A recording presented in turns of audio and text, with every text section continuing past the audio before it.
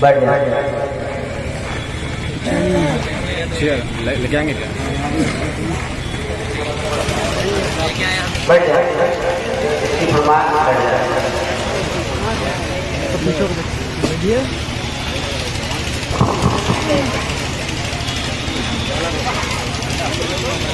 ذرا بولے یا رسول اللہ، نوجوانوں تیار ہونا، ایک بار کہہ دے یا رسول اللہ، سماعت کریں تیرے طریقہ رہبر شریعت حضور سید جنت اشراف منہاج والا تشریف فرمائے خانقاہ مجیبیہ تشریف فرمائے.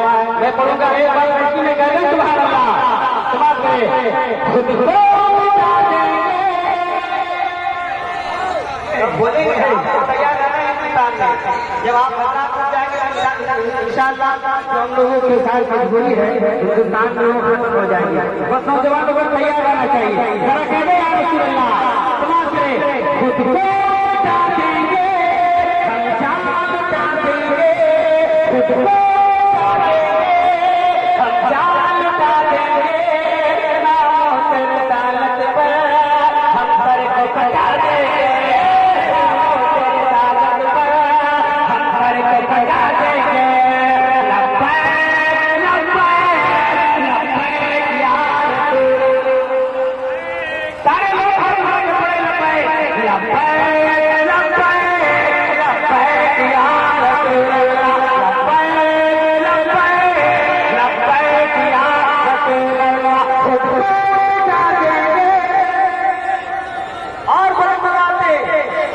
خود کو مٹا دیں گے، ہم جان مٹا دیں گے. نام تیرے رسالت پر ہم سر کو کٹا دیں گے. لبیک لبیک لبیک یا رسول اللہ، لبیک لبیک لبیک یا رسول اللہ. اب یہاں سے میں اس کے خطبے ہماچل کی بارگاہ میں کچھ شعر پڑھتا ہوں.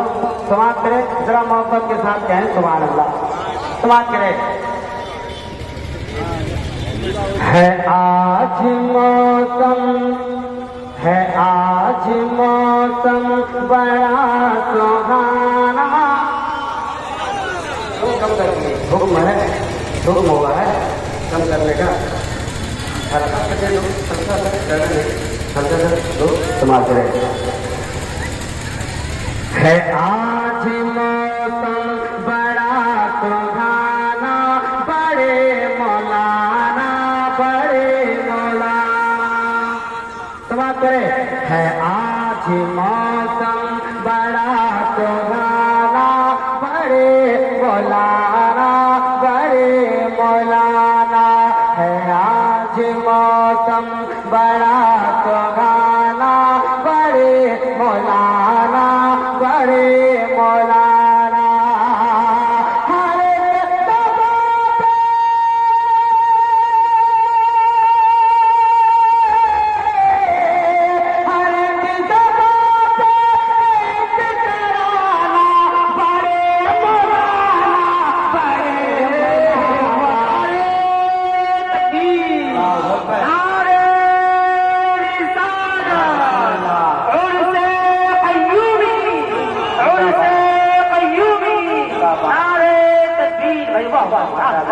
ہے آج موسم بڑا سہانا، بڑے مولانا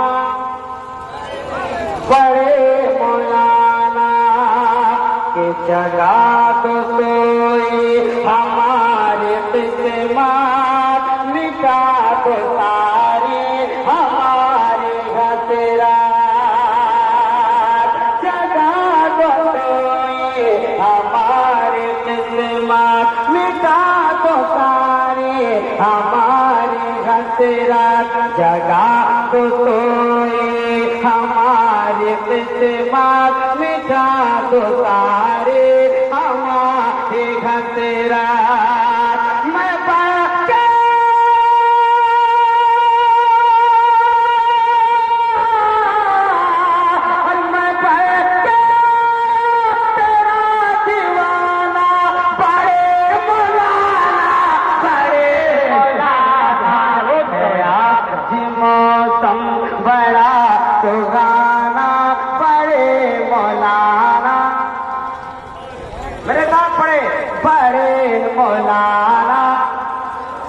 بڑے مولانا ہے آج موسم بڑا سہانا بڑے مولانا بڑے مولانا.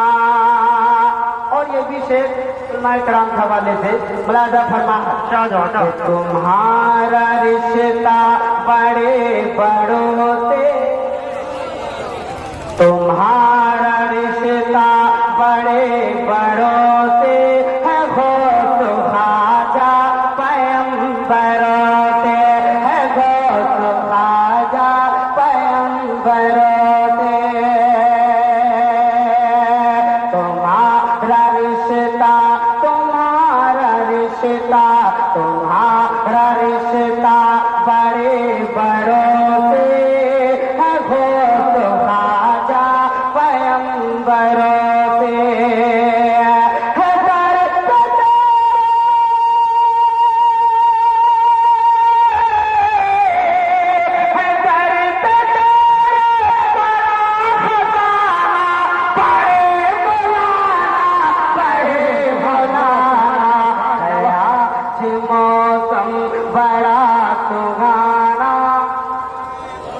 مولانا بڑے مولانا بڑے مولانا. اور یہ بھی شعر ملاحظہ فرمائے محبت کے ساتھ کہے یا رسول اللہ. بڑے مولانا بڑے مولانا نہیں میں عاشق ہوں مال و زر کا. ذرا کہہ دیں نہیں میں عاشق ہوں مال و زر کا فقیر میں ہوں تمہارے در کا فقیر میں ہوں تمہارے در کا فقیر میں ہوں تمہارے در کا فقیر میں ہوں تمہارے در کا.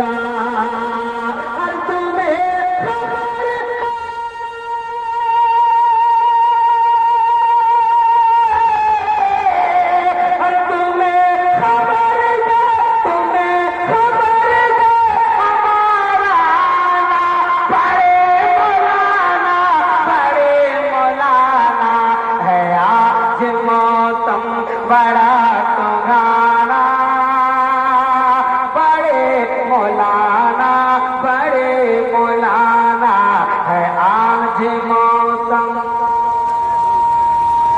بڑا سہانا بڑے مولانا بڑے مولانا. اور یہ بھی شعر ملاحظہ فرمائے کہ نبی کی تجھ پہ نبی کی تجھ پہ ذرا کہتے کہ نبی کے تجھ پہ نبی کے تجھ پہ ہوئی عنایت پڑھائی رب نے تمہاری شہرات پڑھائی رب نے تمہاری شہرات پڑھائی رب نے تمہاری شہرات.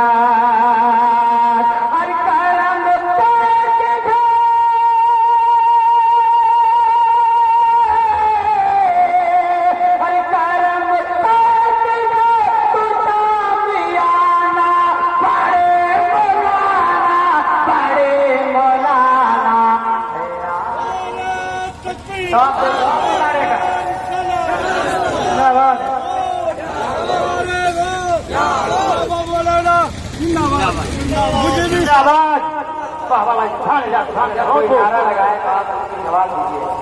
जाने जिसका मुंह देखे। कोई नारा लगाता है बड़े हौसले के साथ, आप जवाब दे, जरा मोहब्बत के साथ कहते हैं सुभान अल्लाह। एक बदला पढ़ता हूँ, अपनी जगह लेता हूँ, एक बार और कहते हैं सुभान अल्लाह। बात करे कि सर से पातक शान कुदरत हसीरत कुतबे हिमाचल। अरे बोले ना सुभान अल्लाह। कि सर से पातक शान कुदरत हसीरत कुतबे हिमाचल, हसीरत कुतबे हिमाचल। के सर से पातक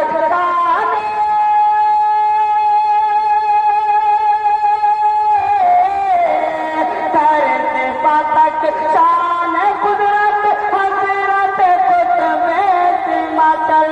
सर से लेकर सर से पातक शान कुदरत हसीरत कुतबे हिमाचल। अरे खूबसूरत खूबसूरत खूबसूरत खूबसूरत हसीरत कुतबे हिमाचल। खूबसूरत खूबसूरत हसीरत कुतबे हिमाचल।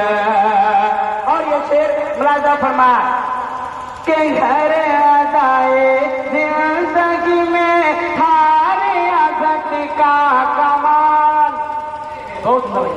के हर अदाए जिंदगी में थारे आजत का कमाल। हर अदाए जिंदगी में थारे आजत का कमाल। हर अदाए जिंदगी में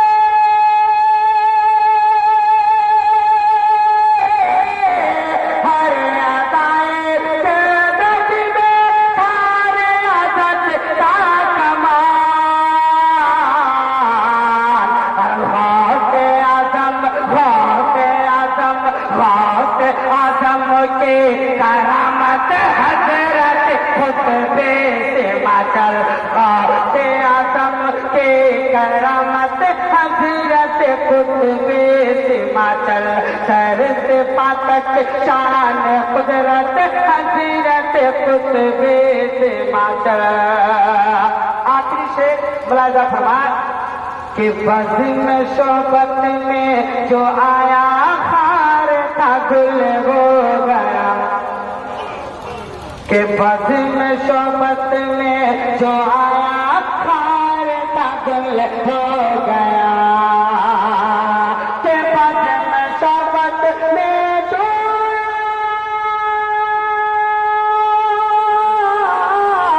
बज़्म शोबत में जो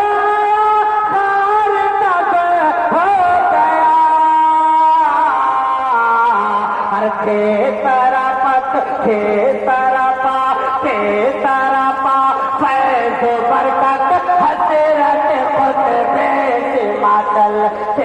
तरपा फैज़ बरकत हज़रत कुतबे हिमाचल। सर से पातक शान कुदरत हज़रत कुतबे हिमाचल।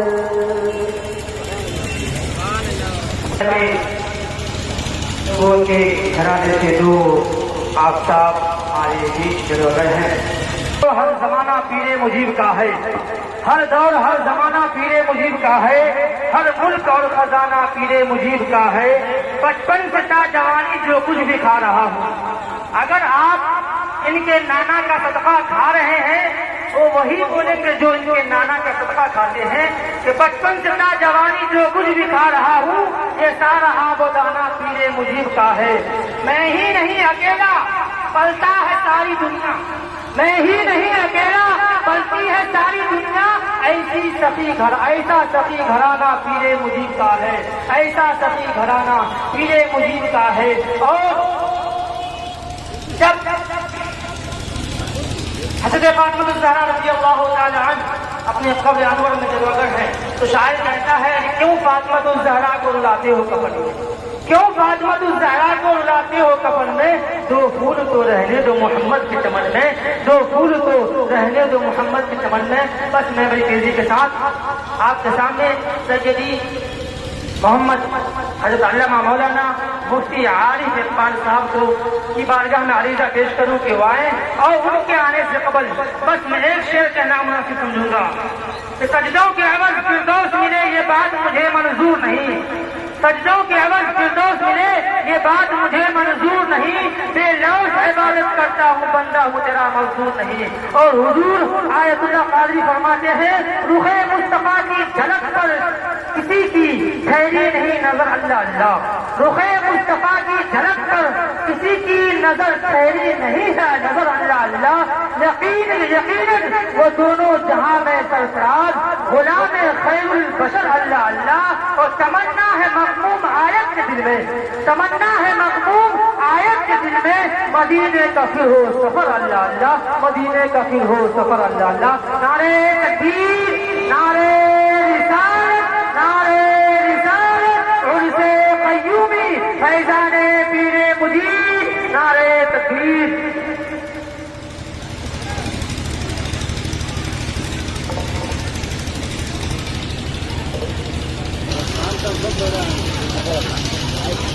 السلام علیکم ورحمۃ اللہ وبرکاتہ۔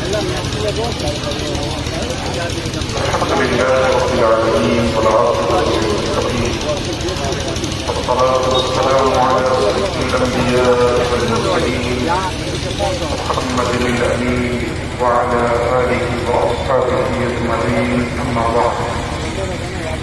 فاعوذ باللہ من الشیطان الرجیم، بسم اللہ الرحمن الرحیم۔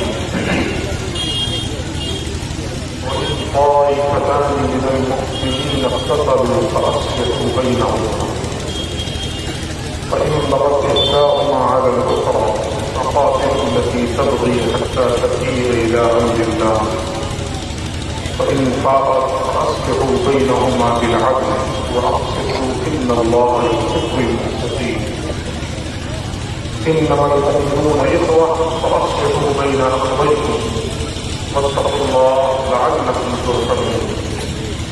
يا أيها الذين آمنوا لا يسخر قوم من قوم عسى أن يكونوا خيرا منهم ولا نساء من نساء عسى أن يكن خيرا منهن ولا تلمزوا أنفسكم ولا تنابزوا بالألقاب، بئس الاسم الفسوق بعد الإيمان ومن لم يتب فأولئك هم الظالمون۔ يا أيها الذين آمنوا اجتنبوا كثيرا من الظن إن بعض الظن إثم ولا تجسسوا ولا يغتب بعضكم بعضا أيحب أحدكم من يأكل لحم أخيه ميتا فكرهتموه واتقوا الله إن الله تواب رحيم۔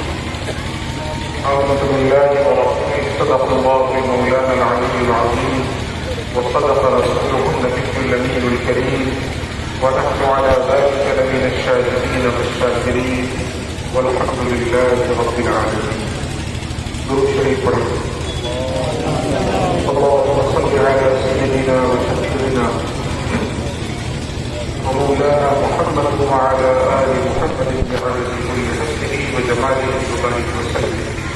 الصلاة والسلام عليك يا رسول الله وعلى آلك وأصحابك يا سيدي يا حبيب الله صلى الله تعالى عليه وسلم۔ آج کی اس پرو کی قیمت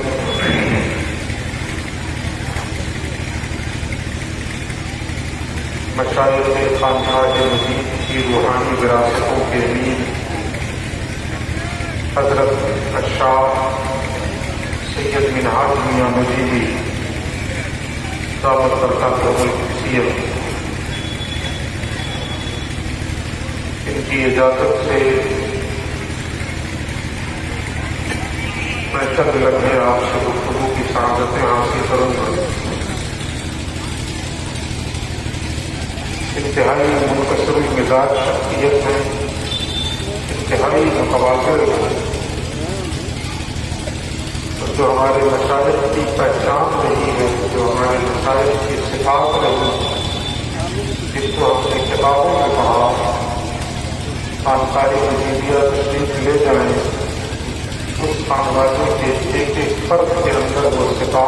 بدل گئے ختم آپ پائیں. میں جب بھی گیا تو حضرت خود ضیافت کے لیے تشریف لائے، خود سے اہتمام فرمایا، کھانے پینے کا انتظام فرمایا، خود دسترخوان کے شریک ہوئے تھا. موجودہ زمانے میں یہ بہت بڑی بات ہے. موجودہ زمانے کے اعتبار سے بتاؤ، یہ روش خانقاہوں میں اب ناپید ہو چکی ہے، محفوظ ہو چکی ہے. لیکن خانقاہ وجودیہ کی یہ امتیازی شان ہے کہ حوادثات زمانہ نے سب کو بدلا، اس خانقاہ کی روایتوں کو اور وراثتوں کو نہیں بدلا. اپنی اسی روایت پر آج بھی یہ خانقاہ قائم ہے. اس روایت کی ابتدا حضرت پیر مجید قدس العزیز نے فرمائی. اللہ رب العزت ان مشائخ کی عمروں میں بے پناہ برکتیں پیدا فرمائے اور ان کے فیوض و برکات سے اللہ ہم سب کو مالا مال فرمائے. بالخصوص حضور صاحب سجادہ کی عمر میں اللہ رب العزت صحت و عافیت کے ساتھ برکتیں پیدا فرمائے. رونق اسٹیج علماء اہل سنت، بالخصوص حضرت مفتی اسلم صاحب قبلہ اور صاحب عرص حضرت اشراف علامہ و مولانا عبد القیوم صاحب المعروف بڑے مولانا علی محمد خان کے شہزادہ گرامی، ان کے علاوہ دیگر علماء، میں ان تمام کا ممنون کرم ہوں کہ آپ حضرات لوگ جیسے تقریر کو سننے کے لیے بیٹھے.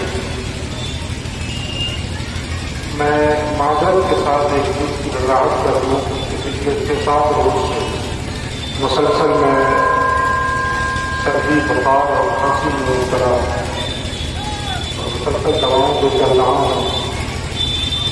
آج بھی بڑی ہمت کر رہا ہوں. تو میں اس چیز کی وضاحت کر دوں کہ میں بہت ٹھہر کے گفتگو کروں گا. آپریٹر صاحب تھوڑا ساتھ دیں، میں طاقت لگا نہیں سکتا، آپ اپنی مائک کی طاقت لگا اور طاقت بڑھا. کیونکہ میں ذرا سی آواز اونچی کروں گا تو میری کھانسی شروع ہو جائے گی.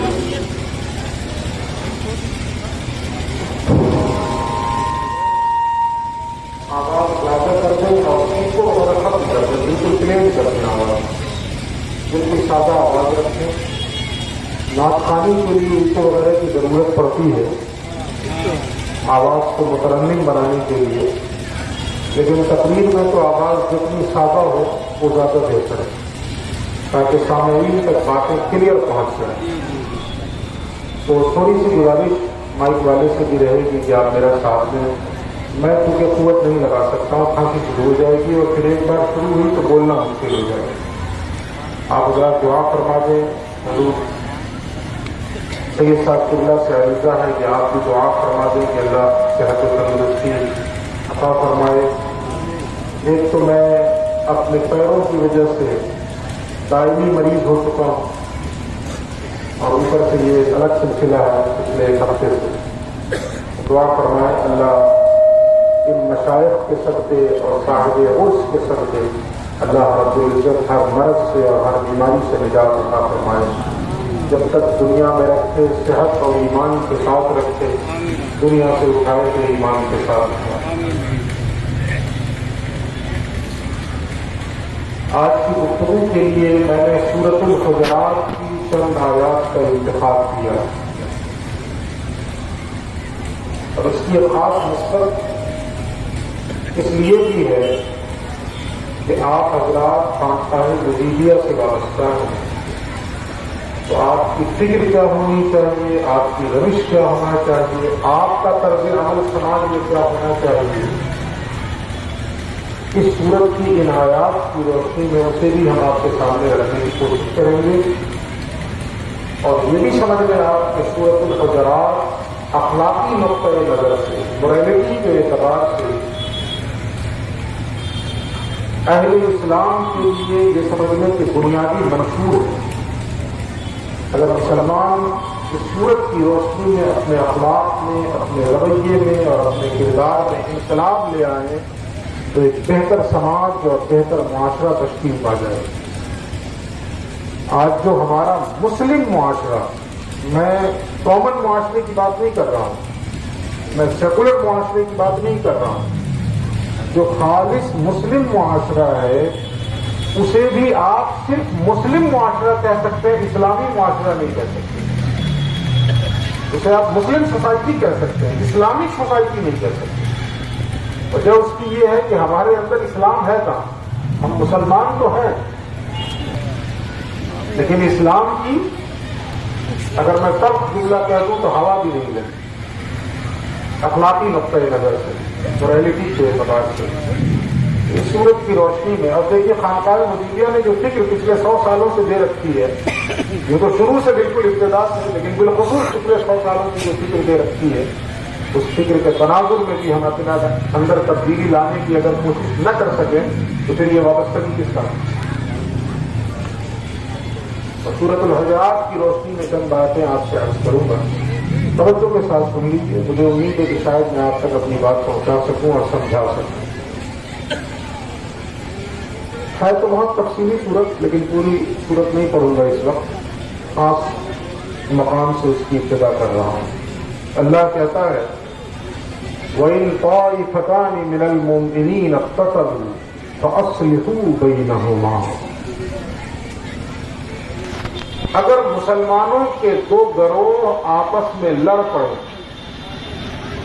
اگر مسلمانوں کی دو جماعت آپس میں ٹکرا جائے، ان کے درمیان تنازع ہو جائے، اختلاف ہو جائے، جنگ و جدال کی نوبت آ جائے، تو تیسرے کا کام کیا ہونا چاہیے؟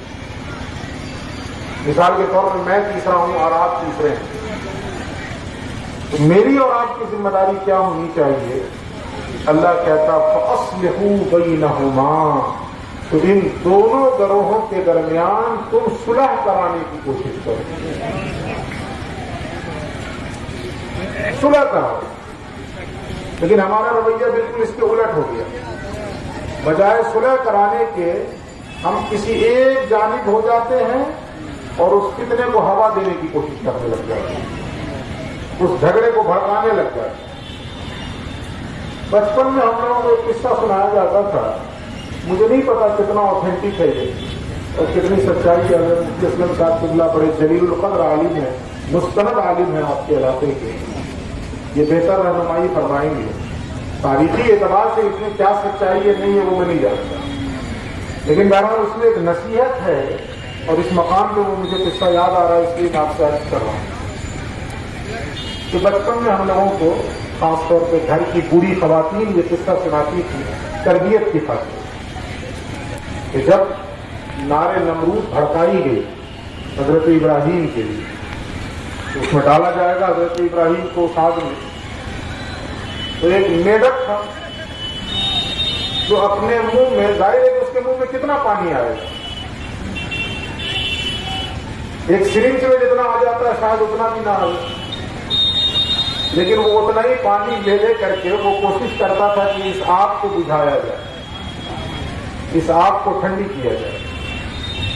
اور اس کے مقابل میں ایک دوسرا جانور تھا جس کو ہمارے علاقے میں مدسوا کہا جاتا ہے، یہاں پتہ نہیں کیا کہتے ہو، چھپکلی کی شکل کا ہوتا ہے، گرگٹ کا ذرا سا اونچا والا، اس کا آپ گریڈ ورژن کہیے، چغلیا، ہاں بالکل صحیح کہہ رہے ہیں، اس کو چغلا بھی بولتے ہیں ہمارے علاقے میں۔ وہ کھجور وغیرہ تار وغیرہ کے پیڑ پہ آپ دیکھے ہوں گے اکثر، تو بوڑھی عورتیں بتاتی تھیں کہ میڈک لے جا کے پانی ڈالتا تھا اور یہ چغلا جو ہے، چغلیا جو ہے، یہ کمبختی کا ہمارا پھونک مارتا تھا۔ لیکن سوچیے آپ کہ نہ اس میڈک کے پانی سے وہ آگ بجھتی اور نہ اس کے پھونک مارنے سے وہ آگ بھڑکتی، لیکن دونوں کی کوششوں کے مطابق اس کا اجر تو ملے گا نا۔ اللہ کے یہاں نتیجہ نہیں دیکھا جاتا، کوشش دیکھی جاتی ہے، نتیجہ نہیں دیکھا جاتا۔ اللہ کی سنت یہی ہے، اللہ کا اصول اور ضابطہ یہی ہے کہ تم نے کوشش کی، ہم تمہیں اجر دے دیں گے۔ تمہاری کوشش نتیجہ خیز ثابت ہوئی کہ نہیں ہوئی اس سے غرض نہیں ہے. جیسے مثال کے طور پہ ایک شخص حج کے لیے نکلے اور راستے میں انتقال کر جائے.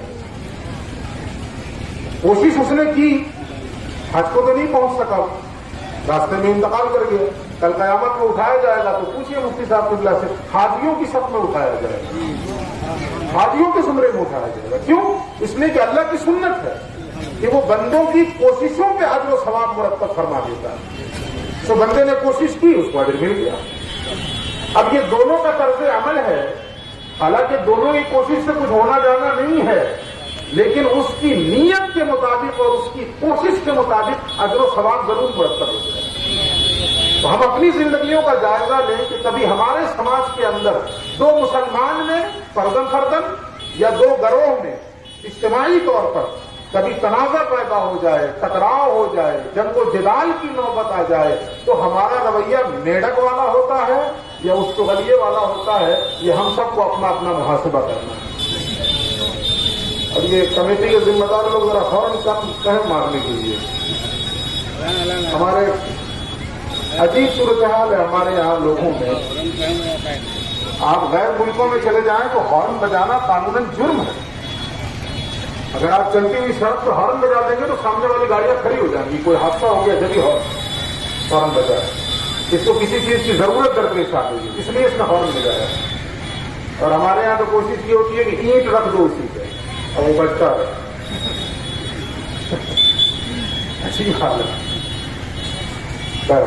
تو کمیٹی کے جو ذمہ دار ہوں گے وہ ان سے تھوڑی سی ریکویسٹ کریں گے کہ بھائی ہارن نہ بجاؤ، گزرو لائٹ وائٹ دے کر کے کسی طریقے سے ہے. تو ہماری ذمہ داری کیا؟ دیکھیے یہی فکر خانقاہ مدیریت کی ہے جی.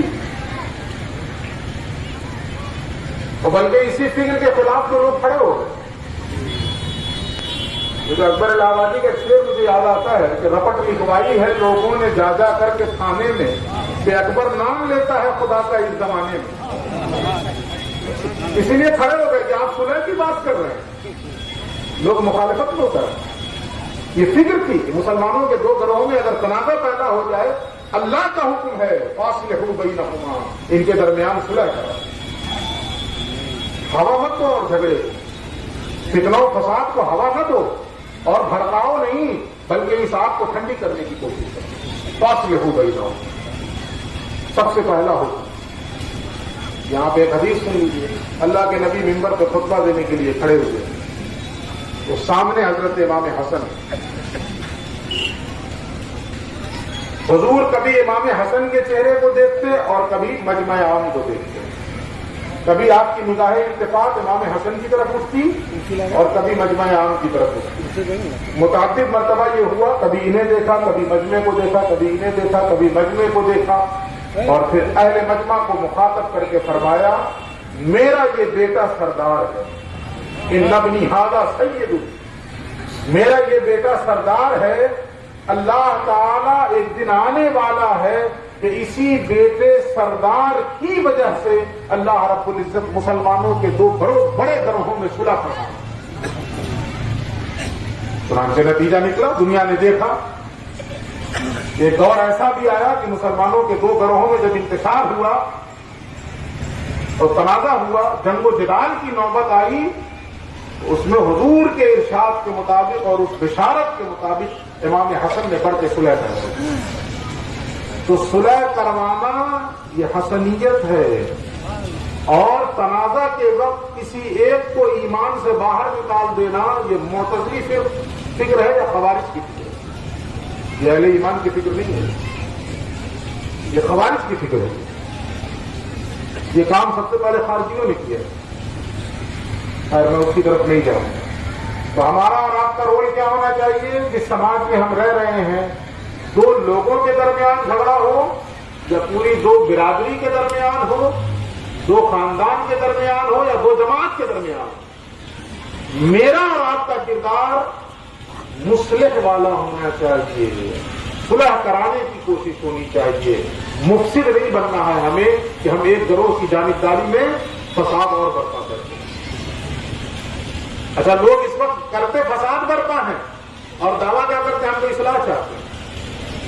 جس کو قرآن نے کہا کہ وَإِذَا قِيلَ لَهُمْ لَا تُفْسِدُوا فِي الْأَرْضِ قَالُوا إِنَّمَا نَحْنُ مُصْلِحُونَ، جب کہا جاتا ہے کہ زمین میں فساد نہ مچاؤ تو جواب یہ دیتے ہیں کہ ہم تو اصلاح کرنے والے ہیں۔ یہ کون سی اصلاح ہے کہ تم فساد برپا کر رہے ہو؟ تو ایک شعر مجھے یہاں پہ یاد آتا ہے کہ واعظ شہر، میں بھی واعظ ہی ہوں اس وقت، کم سے کم اس وقت تو ہوئی نا۔ تو شاعر کہتا ہے کہ واعظ شہر تیری چرب زبانی کی قسم، تو نہ ہوتا تو یہاں صرف مسلمان ہوتے۔ یہ صرف تیری چرب زبانی ہی ہے کہ یہاں مسلمان نہ رہے، کچھ اور ہو گئے جو مسلمان نہ رہے۔ کاش کہ ہم مسلمان ہوتے اور کچھ بھی نہ ہوتے تو آج نقشہ ہی کچھ اور ہوتا، لیکن ہم سب کچھ ہوئے، مسلمان نہ ہوئے۔ مجھے اقبال نے کہا نا کہ یہ تو سید بھی ہو، مرزا بھی ہو، افغان بھی ہو، تم سبھی کچھ ہو، بتاؤ تو مسلمان بھی ہو۔ ہمارا رویہ فاصلہ ہو بینہما، ان دونوں گروہوں کے درمیان صلح کرا۔ اس کے بعد اللہ اور کیا کہتا ہے وہ بھی سنیے آپ۔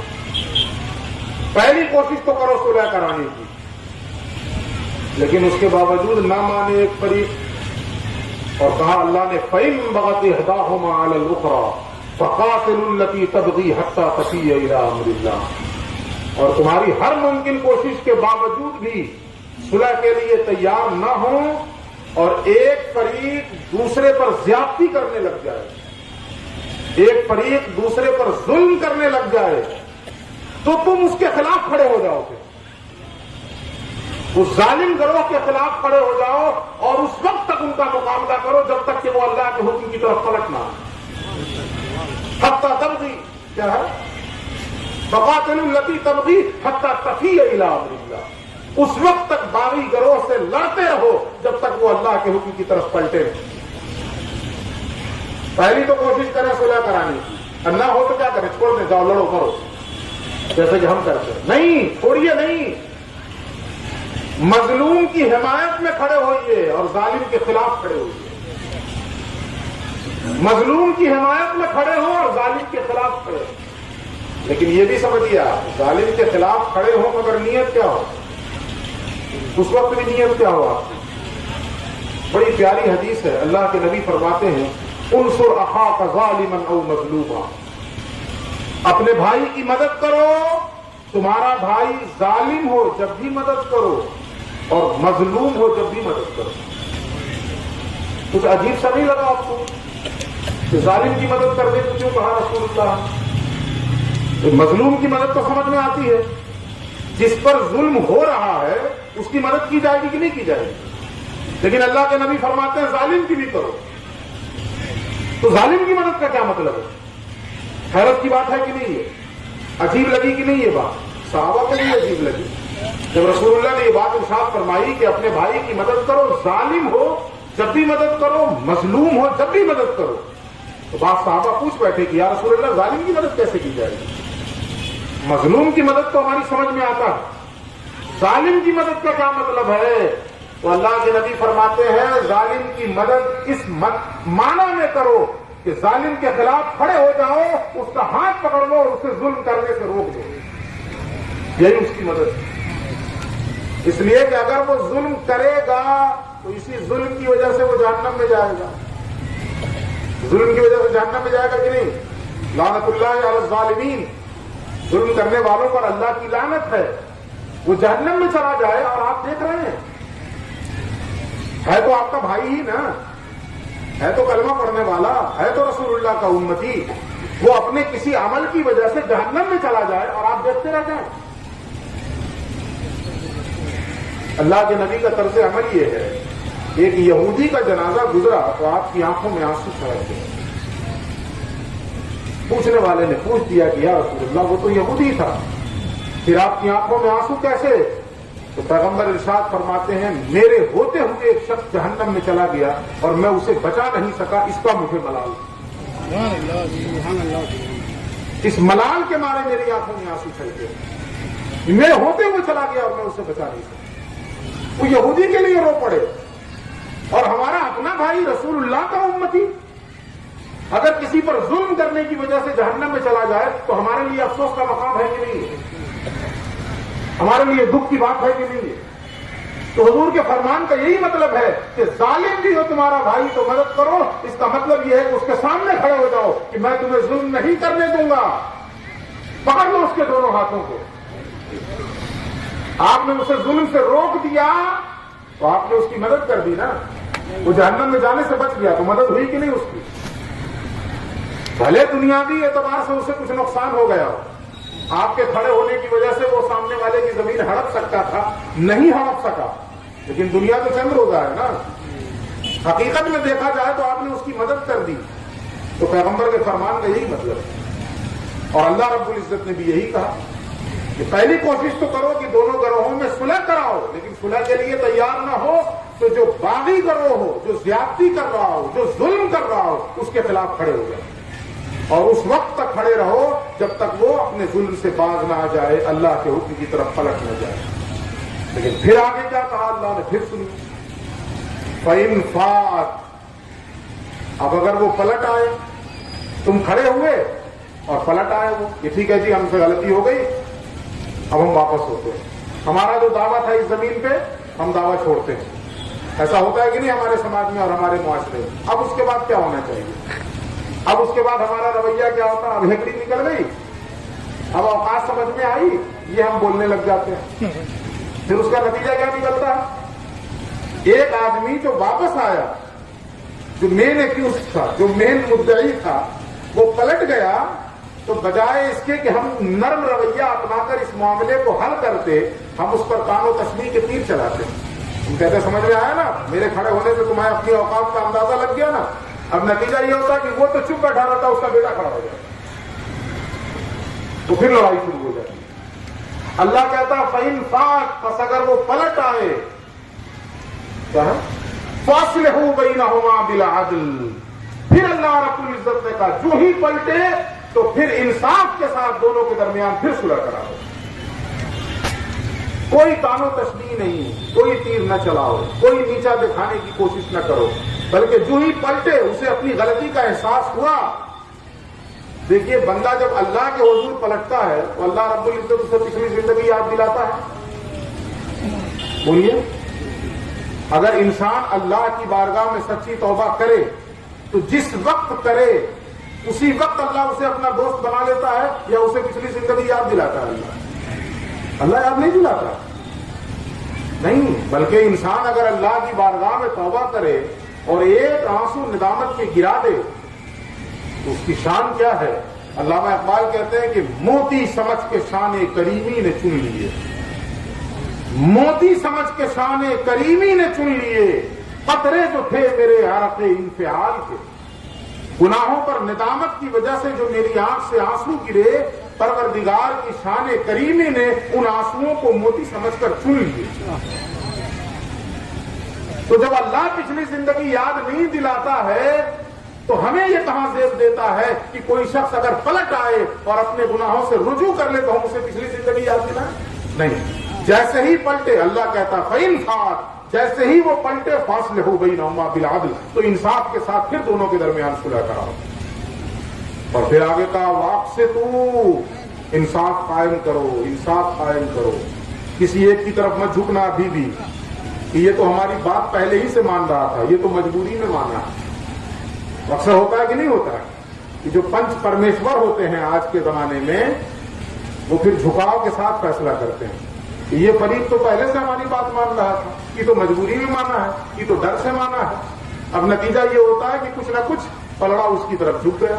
नहीं, अल्लाह फरमाता वाक़सितू, अब भी तुम्हें इस बात का ख्याल रखना है कि इंसाफ के साथ फैसला करो। इन्नल्लाह युहिब्बुल मुक़सितीन, अल्लाह इंसाफ करने वालों को पसंद फरमाता है, मुक़सितीन को अल्लाह पसंद फरमाता है।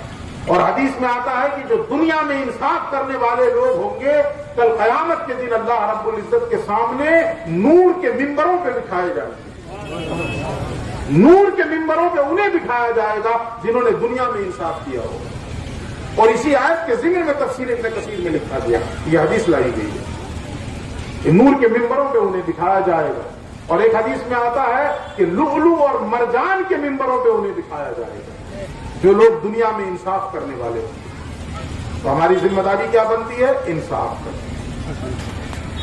پھر آئیے اگلی آیت کیا ہے؟ انما المؤمنون اخوہ. بہت ذرا کان کھول کر سنیے اس آیت سے. ہم لوگوں کی تو برادری الگ ہو جائے تو بھائی ماننے کو تیار نہیں، اور اللہ کہتا ہے تمام کے تمام مومن آپس میں بھائی بھائی، تمام کے تمام مومن آپس میں بھائی بھائی ہے. جو بھی کلمہ شریک ہے، جو لا الہ الا اللہ محمد الرسول اللہ کا اقراری ہے، اس کلمے کے لوازمات کے ساتھ، یہ میں جملہ ایڈ کر رہا ہوں، اس کلمے کے لوازمات کے ساتھ، جو بھی اس کلمے کے لوازمات ہیں اس میں یعنی یہ سمجھ لیجئے کہ ضروریات دین اور ضروریات اہل سنت، جو ان لوازمات کے ساتھ اس کلمے کا اقراری ہے وہ ہمارا بھائی ہے. انما المؤمنون اخوہ، تمام کے تمام مومن آپس میں بھائی بھائی ہیں. اچھا جب بھائی مان لیا تو پھر کیا کیجیے؟ بھائی جب مان لیا تو پھر کیا ہونا چاہیے؟ اچھا کوئی ہے ایسا جو یہ کہے کہ نہیں میں نہیں مانتا بھائی، اس کا ایمان بچے گا؟ اس لیے کہ یہ اللہ کی آیت ہے، یہ قرآن کی بات ہے یہ، اور قرآن کی کسی ایک نقطے کا بھی کسی نے انکار کر دیا تو ایمان سے گیا کہ نہیں؟ اللہ کہہ رہا ہے کہ تمام کے تمام مومن آپس میں بھائی بھائی، اور ہم کیا کہتے ہیں؟ نہیں جی سب کچھ ٹھیک ہے لیکن ہم اس کو بھائی نہیں مانیں گے. بولتے ہیں کہ نہیں بولتے ہیں؟ ذرا سوچیے رک کر کے کتنی بڑی بات بول رہے ہیں، اور اس کا نتیجہ کیا نکلے گا؟ وہ جو کہا جاتا ہے کہ بات نکلے گی تو پھر دور تلک جائے گی، یہ کتنی دور جائے گی یہ؟ تو ہم اس قسم کی باتیں کر جاتے ہیں کہ ہم کیسے اس کو بھائی مان لیں گے؟ وہ ہماری برادری کا، وہ نیچ ذات کا، وہ فلاں ذات کا، وہ ڈھکا ذات کا. انا للہ و انا الیہ. ابھی تو نیچ ذات کا کہیں گے، اچھا وہی نیچ ذات والا ریزرویشن پا جائے گا تو پھر کہیں گے کہ دیکھو ان لوگوں کے مزے بولتے ہیں کہ نہیں بولتے ہیں؟ انہی لوگوں کے مزے ہیں تو ریزرویشن پا جاتا ہے، تو نوکری پا جاتا ہے، انہی لوگوں کی ایسے. اللہ کہہ رہا ہے تمام کے تمام مومن آپس میں بھائی بھائی ہیں. تو ماننا ہے کہ نہیں؟ ماننا ہے نا؟ تو ماننا ہے تو پھر کرنا کیا؟ اگلا مرحلہ اپنے بھائی کی مدد کرو. پہلے بھی حدیث سنا چکا ہوں میں، اب دوسری حدیث پھر سن لیجیے. اللہ کے نبی فرماتے ہیں واللہ فی عون العبد ما کان العبد فی عون اخیہ. آج ہم نے کہا ہر شخص یہ دعا کرتا ہے پھر ساتھ میں کہتا اللہ کی مدد نہیں آ رہی ہے. کہتے ہیں کہ نہیں کہتے ہیں؟ ابھی جنگ چل رہی ہے فلسطین کے اندر، دنیا کے کوشے کوشے سے مسلمان دعا کر رہا ہے، اور اس کے بعد کہتا ہے اللہ کی مدد نہیں آ رہی. کہہ رہے ہیں کہ نہیں کہہ رہے؟ اللہ کی مدد نہیں آ رہی. ذرا اس حدیث کے آئینے میں اپنا چہرہ دیکھیں. پیغمبر فرماتے ہیں واللہ فی عون العبد ما کان العبد فی عون اخیہ. مطلب یہ ہے، نبی کا فرمان یہ ہے کہ جب تک بندہ اپنے بھائی کی مدد کرتا رہتا ہے اس وقت تک اللہ رب العزت اس بندے کی مدد فرماتا رہتا ہے. سبحان اللہ. جب تک بندہ اپنے بھائی کی مدد کرتا رہتا ہے اس وقت تک اللہ اس بندے کی مدد فرماتا رہتا ہے. اب اگر ہم یہ کہتے ہیں کہ اللہ کی مدد ہم سے روٹ گئی ہے تو شکوہ نہ کیجیے اللہ کی بارگاہ میں. ذرا اپنی زندگی میں جھانک کر دیکھیے کہ ہم اپنے بھائیوں کی مدد کرنے سے ہاتھ کو نہیں روک رکھے ہیں. اگر ہم نے اپنی زندگی میں اپنے بھائیوں کی مدد سے ہاتھ روک لیے ہیں تو اللہ کی مدد بھی ہم سے روکی رہے گی.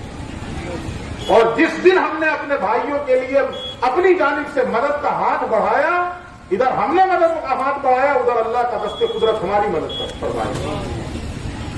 بشرطے کہ پہلے ہم مدد کریں. پہلے ادھر سے لائیے نا. ہم لوگ سوچتے ہیں کہ پہلے ادھر سے ہو. کما تدین و تدان، یہ ضابطہ ہے، جیسا کرو گے ویسا پاؤ گے. ہے یا نہیں ضابطہ یہ؟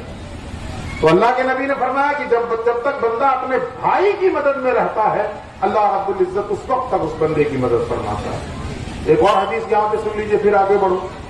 اللہ کے نبی فرماتے ہیں اذا دعا المسلم لاخیہ بظهر الغیب فیقول الملک آمین ولک بمثلہ. بھائی مان لیا نا، قرآن کی آیت ہے نا انما المؤمنون اخوہ، تمام کے تمام مومن آپس میں بھائی بھائی ہیں. یہ خالی سرجا پوری مسلم بھائی ہے، اور سرجا پوری نہیں ہے تو بھائی نہیں ہے. بولیے ذرا ایمانداری سے، ہے نا بھائی؟ شرق سے لے کے غرب تک اور شمال سے لے کے جنوب تک جو بھی توحید اور رسالت کا قائل ہے وہ بھائی ہے. वो हमारा भाई है, वो कोई भी हो, काला हो, गोरा हो, नीला हो, पीला हो, अरबी हो, अजमी हो, कोई भी हो हमारा भाई है। तो जब मान लिया भाई, तो अंदर हदीस पैगंबर फरमाते हैं जब कोई मुसलमान अपने भाई के लिए उसके पीठ के पीछे दुआ करता है, गौर से सुनिएगा, जब कोई मुसलमान, इधर इधर तवज्जो रखिए, वो कोई बहुत अहम चीज नहीं है, वो पिछले साल भी है, उससे पहले वाले साल भी हुआ है, और होता कुछ भी नहीं है, कुछ भी नहीं होता, याद रखिएगा। हम लोग अशरफिया में पढ़े तो मैं अक्सर सुना देता हूँ, जब इस तरह की बातें होती हैं तो ये किस्सा सुना देता हूँ कि होता ये था कि घंटी लगी, छुट्टी हुई, छुट्टी क्या मतलब 1 घंटे के बाद दूसरी घंटी में कुछ वक्फा, बच्चे आए हॉस्टल में किताब उताब चेंज करने के लिए, तो कुछ बच्चे हर जगह ऐसे होते हैं, तो 1-2 बच्चा क्या करता है कि खूब फेंक करके नीचे, और 3 बच्चे उसको घेर के खड़े हो जाते, उस खूब को देखने लगते, और फिर उसके बाद थोड़ी देर में 25-50 बच्चों की भीड़ लग जाती, और वो तीनों निकल के भाग जाते, जो फेंका होता था वो भाग जाता, और ये 50 बैठ के अरस्तु बन के उस पर रिसर्च कर रहे होते कि ये है क्या। भले अभी कुछ नहीं, उत्सुक है, बहुत सारा रिसर्च कर रहे हैं, चाट लो। तो ये सब जो होता है ना, ये शोर शराबा, ये कुछ भी नहीं होता, इसकी कोई हकीकत नहीं होती है, आप जाके पता करिएगा, मालूम है कुछ नहीं, इसलिए उस पर तवज्जो नहीं दीजिए आप। जो वो लोग खुश नसीब है जो इस पिंडाल के अंदर जमा है, अल्लाह का जिक्र सुनने के लिए आए, जो मेला देखने आए हैं वो मेला देखेंगे चले जाएंगे, कुछ लेके नहीं जाएंगे, अल्लाह की तरफ से उन्हें कुछ नहीं मिलने वाला। आप यहाँ जमा हो गए, यहाँ जिक्र की मजलिस सजी हुई है, आपके दामन में अल्लाह रब्बुल इज्जत गौहरे मुराद डाल रहा, भले आपको समझ में ना आगे दिखे ना, लेकिन गौहरे मुराद आपके दामन में भरा जा रहा है। इधर तवज्जो है, हदीस सुने गौर से। अल्लाह के नबी फरमाते हैं जब कोई मुसलमान अपने भाई के लिए उसके पीठ के पीछे दुआ करे, सामने नहीं बल्कि, बोलिए ना, जरा बोलिए ऊंची आवाज में, पीठ के पीछे दुआ करे। ये कैद क्यों लगाई रसूलुल्लाह ने? देखिए, सामने अगर दुआ की जाए तो मुमकिन है कि सामने वाले का दिल रखने के लिए की जा रही है, मुमकिन है या नहीं? भाई आपने हमसे कहा कि दुआ कर दीजिए, हमने कहा अल्लाह आपका भला करे, तो ये भी तो हो सकता है कि मैं दिल से नहीं, सिर्फ दिल रखने के लिए बोल रहा हूं। लेकिन आपने यहां कहा दुआ करने के लिए, और हम घर पहुंच करके फजर की नमाज के बाद कहें कि या अल्लाह, एक शख्स ने दुआ की गुजारिश की थी, परवरदिगार तू अलीम व खबीर है, उसकी जो भी हाजत हो पूरी फरमा दे। अब जो गायबाने में दुआ हो रही है वो दिल रखने के लिए नहीं, दिल से हो रही है। ये फर्क समझ में आया कि नहीं आया? तो पैगंबर फरमाते हैं जब कोई मुसलमान अपने भाई के लिए उसके पीठ के पीछे दुआ करता है, फयक़ूलुल मलक आमीन, तो फरिश्ता उस दुआ पर आमीन कहता है, फरिश्ता उस दुआ पे आमीन कहता है। आपके इमाम साहब दुआ करते हैं तो आप लोग आमीन कहते हैं ना जी, समझ में आवे या ना आवे आमीन कहते रहते हैं कि नहीं कहते रहते? इमाम साहब तो अरबी में मांग रहे होते हैं आमतौर से, और आप बीच बीच में आमीन आमीन बोलते रहते हैं। तो इसका मतलब यही होता है, आमीन का मतलब यही होता है कि या अल्लाह जो मांगा इमाम साहब ने वो अता फरमा दे, यही आमीन का मतलब है। लेकिन मैं या आप अपने इमाम की दुआ पर आमीन कह रहे हैं, तो मेरे आमीन कहने की वजह से जरूरी है कि अल्लाह कबूल फरमाई ले। मेरी जबान गंदी, मेरा वजूद नापाक, हम सर से पैर तक गुनाहों में डूबे हुए, लेकिन फरिश्ता तो मासूम है ना, उसका तो वजूद पाक है ना, उसकी तो जबान मुबारक है ना। अगर किसी दुआ पे फरिश्ता आमीन कहे तो कभी इम्कान है कि वो दुआ कबूल हो, रद्द नहीं की जाएगी वो दुआ। वो मासूम है फरिश्ता, मुबारक वजूद है फरिश्ते का, नूरी वजूद है उस फरिश्ते का, उसने आमीन कहा। लेकिन अब सवाल ये पैदा होता है कि हमने दुआ भी की और फरिश्ते ने आमीन भी कहा, दुआ कबूल भी हो गई, तो भाई को मिला, मुझे क्या मिला? अपने यहाँ की एक कहावत है कि बेल पका तो कौवे के बाप का क्या। बेल समझते हैं ना, बेल, गर्मी में जिसका शरबत बनाते हैं क्या बोलते हैं आप? बेल ही बोलते हैं ना। तब तो आप लोग ऐसा लग रहा है कि अमेरिका में बैठे हो, आप लोग भी तो बेल ही बोलते हैं ना। तो बेल, अगर कहावत है कि बेल पका तो कौवे के बाप का क्या, मतलब क्या?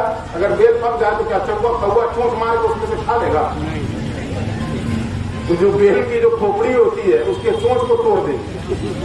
اس کا چوٹ کھوپڑی کو نہیں توڑ پائے گا، زیادہ مارے گا تو اس کی چوٹ ٹوٹ جائے گی۔ تو امرود تو ہے نہیں چوٹ مار کے کھا لے، کھیل ہے۔ تو سوال یہ پیدا ہوتا ہے کہ ہم نے دعا کی، فرشتے نے آمین کہا، دعا قبول بھی ہو گئی، بھائی تو مل بھی گیا، ہمیں کیا ملا؟ حدیث مکمل نہیں ہوئی ہے، آگے ایک ٹکڑا موجود ہے، والا کا بمثلی۔ اللہ کے نبی فرماتے ہیں کہ فرشتہ صرف آمین ہی نہیں کہتا ہے، آمین کے بعد بھی کچھ کہتا ہے۔ اور کیا کہتا ہے؟ آمین کے بعد فرشتہ کہتا ہے کہ یہ پروردگار، اب ہم دعا کرتے ہیں کہ جو چیز اس نے اپنے بھائی کے لیے مانگی ہے وہی چیز تو اسے بھی عطا کر۔ اگر اس نے اپنے بھائی کے لیے صحت مانگی تو مولا اسے بھی صحت عطا، اگر اس نے اپنے بھائی کے لیے اولاد مانگی تو مولا اسے بھی اولاد عطا فرمائے۔ ہم لوگ اپنے بھائی کی ناکامی مانگتے ہیں تو فرشتہ ہمارے لیے بھی ناکامی مانگ دیتا، جاؤ دونوں ٹہلو۔ یہی ہو رہا ہے کہ نہیں؟ اپنے لیے نہیں مانگتے ہیں۔ اس وقت حالت یہ ہے کہ انسان یہ نہیں کہتا کہ یا اللہ ہمارے رزق میں برکت عطا فرما، یا اللہ اس کو اتنا کیوں دے رہا ہے، اس کو اتنا کیوں دے رہا ہے، اس کی قسمت سے مل رہا ہے، پریشان ہو، بولو کہ اس کو بھی دے مولا، اس کے سچے میں مجھے بھی دے۔ تو اللہ نے تو یہ ضابطہ بتایا، پیغمبر نے یہ طریقہ بتایا، مگر ہم نے طریقہ بدل دیا۔ یہ حدیث میں رہے گی کہ نہیں رہے گی؟ ہم آ جائیے پھر اسی آیت پہ، انما المؤمنون اخوہ، تمام کے تمام مومن آپس میں بھائی بھائی ہیں۔ فاصلحوا بین اخویکم، پھر آیا، اس سے پہلے والی آیت میں 2 جگہ آ چکا ہے، فاصلحوا بینہما، فاصلحوا بینہما، اور پھر تیسری مرتبہ آیا فاصلحوا بین اخویکم، اپنے بھائیوں کے درمیان صلح کراؤ۔ آج یہ چیز ختم ہو گئی معاشرے سے۔ اگر 2 لوگوں کے درمیان تنازع پیدا ہو جائے تو ہم مدسمہ کی طرح اس فتنے کو ہوا دیتے ہیں، صلح کرانے کی کوشش ہی نہیں ہوتی ہے۔ 2 آیتوں میں اللہ رب العزت 3 مرتبہ کہہ رہا ہے، بار بار ریپیٹ ہو رہی ہے یہ بات، فاصلحوا فاصلحوا فاصلحوا، صلح کراؤ صلح کراؤ صلح کراؤ۔ کون کرایا؟ اگر صلح کی بات کیجیے تو صلح کلی ہو جائے گی، انا للہ و انا الیہ راجعون۔ مطلب فساد کی بات کریں، یہ بے وقوف آدمی فساد مچاتے پھرے ہر جگہ، عجیب حال ہے۔ اللہ کہہ رہا صلح کراؤ اور ملا کہتا فساد کرو، کس کی مانی جائے گی؟ اللہ کی بھی ملا کی؟ اللہ کی مانو نا بھائی، اللہ کے بندے ہو، ملا کے بندے نہیں ہو، اللہ کی مانو۔ اللہ کہہ رہا صلح کراؤ صلح کراؤ صلح کراؤ، ہم صلح کرائیں۔ عجیب معاملہ ہے، غیر مسلم سے جھگڑا ہو جائے تو صلح کرانے پہنچ جائیں گے، اور مسلمان سے جھگڑا ہو جائے تو صلح پسند نہیں۔ واہ رے واہ، واہ رے منتی، کیونکہ ڈر ہے کہ مودی کا ڈنڈا پڑ جائے گا تو ہمیں پہنچ جاتے ہیں صلح کرانے کے لیے۔ آپ تو ہمارے قومی بھائی ہیں، یہ جو تمہارا دینی بھائی ہے اس سے صلح کون کرے؟ وہاں قومی بھائی یاد آ رہا، یاد دینی بھائی یاد نہیں آ رہا۔ فاصلحوا بین اخویکم، اپنے بھائیوں کے درمیان صلح کراؤ۔ واتقوا اللہ لعلکم ترحمون، اور اللہ سے ڈرتے رہو تاکہ اللہ کی رحمت تمہارے اوپر ہو۔ اب اگر اس آیت کا نچوڑ یہ بیان کر دیا جائے، آخر میں دیکھیں شروع میں کیا کہا، تمام مومن آپس میں بھائی بھائی، اپنے بھائیوں کے درمیان صلح کراؤ، اور آخر میں کہا تاکہ تم پر اللہ کی رحمت ہو، تاکہ تم پر اللہ کی رحمت ہو۔ اگر تم مومنین کو آپس میں بھائی بھائی نہیں مانتے اور مومنین کے درمیان صلح کرانے کی کوشش نہیں کرتے تو صاف لفظوں میں سن لو، پھر بجائے رحمت کے اللہ کے عذاب کے مستحق ہو، پھر اللہ کا عذاب اترے گا تمہارے اوپر۔ اگر مومنین کو آپس میں بھائی نہیں مانتے اور مومنین کے درمیان صلح کی کوششیں نہیں کرتے پھر اللہ کا عذاب اترے گا۔ اللہ کی رحمت چاہیے، بھائی مانو، صلح۔ پھر اگلی آیت کیا ہے، یا ایھا الذین آمنوا لا یسخر قوم من قوم عسیٰ ان یکونوا خیرا منھم۔ اے ایمان والو، ایک گروہ دوسرے گروہ کا مذاق نہ اڑائے، ہو سکتا ہے کہ جس کا مذاق اڑایا جا رہا ہو وہی اللہ کے یہاں زیادہ بہتر ہو۔ یہ ہو سکتا ہے کہ نہیں؟ کسی کو پتا ہے کہ کون اللہ کے یہاں زیادہ بہتر ہے؟ کوئی جانتا ہے؟ اللہ کے یہاں کس کا مقام اور مرتبہ زیادہ ہے یہ کون جانتا ہے؟ کوئی نہیں جانتا۔ تو اللہ رب العزت منع فرما رہا کہ مذاق نہ اڑاؤ۔ ممکن ہے کہ جس کا مذاق اڑایا جا رہا ہے وہی اللہ کے یہاں زیادہ ہے۔ اور پھر خاص طور پہ عورتوں کے لیے الگ سے آ رہا ہے ولا نساء من نساء عسى ان يكن خيرا منهن، اور نہ عورتیں دوسری عورتوں کا مذاق اڑائیں، ممکن ہے کہ جن عورتوں کا مذاق اڑایا جا رہا ہو وہی اللہ کے نزدیک زیادہ بہتر ہو، وہی اللہ کے نزدیک زیادہ بہتر ہو۔ اس کے بعد کیا کہا؟ ولا تلمزوا انفسکم، اور آپس میں ایک دوسرے کو تانے نہ دو، آپس میں ایک دوسرے کو عیب نہ لگاؤ۔ اللہ نے اس سے منع فرمایا۔ ہم کیا کر رہے ہیں؟ عیب لگاتے ہیں، ہم کیا کر رہے ہیں؟ تانے مار رہے ہیں۔ ولا تنابزوا بالالقاب، اور آپس میں ایک دوسرے کو برے ناموں سے نہ پکارو۔ ہر وہ نام جس سے سامنے والے کو تکلیف پیدا ہو جائے اس سے پکارنا حرام ہے، اور یہ جاہلیت کی رسم تھی۔ اسی لیے دیکھیے آگے آیا نا، بئس الاسم الفسوق بعد الایمان، یعنی کسی کو برے نام سے پکارنا ایمان کے بعد یہ انتہائی برا فسق ہے۔ یہ فسق و فجور جس کو بولتے ہیں۔ ایک حدیث میں آتا ہے کہ جب اللہ کے نبی مدینہ تشریف لائے تو اس وقت حالت یہ تھی کہ مدینے میں ہر شخص کا کم سے کم 2 نام ہوتا تھا، اور کسی کسی کا 3 بھی ہوتا تھا۔ یہ حدیث میں 2 نام ہوتے اور کسی کسی کے 3 بھی ہوتے، یعنی لوگ مذاق میں رکھ لیتے تھے، جیسے کہ آدمی رکھ لیا جاتا ہے۔ ایک شخص مثال کے طور پہ کسی کا قد پست ہے تو نٹکا نام رکھ دیا اس کا، کسی کا بال ہو گیا تو ٹکلا نام رکھ دیا اس کا، گنجا نام رکھ دیا اس کا۔ اب اگر سامنے والے کو اس سے تکلیف ہو رہی ہے تو یہ حرام ہے۔ جیسے شراب پینا حرام ہے ویسے یہ بھی حرام۔